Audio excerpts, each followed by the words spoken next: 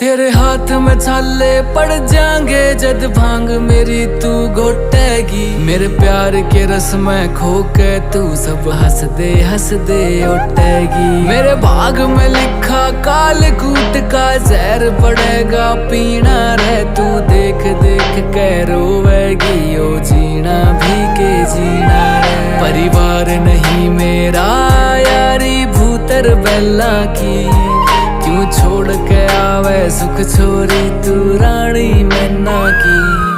मैं बोला पर्वत कार तू रानी मेला की।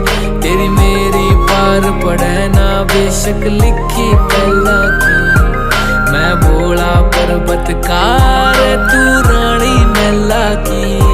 तेरी मेरी पार पड़े ना बेशक लिखी पहला की।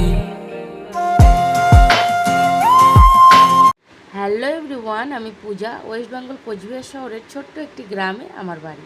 কাজের সূত্রে উত্তরপ্রদেশের নয়ডাতে থাকি। তো শ্রাবণের প্রথম দিনই আমরা চলে গেছিলাম শিব মন্দিরে।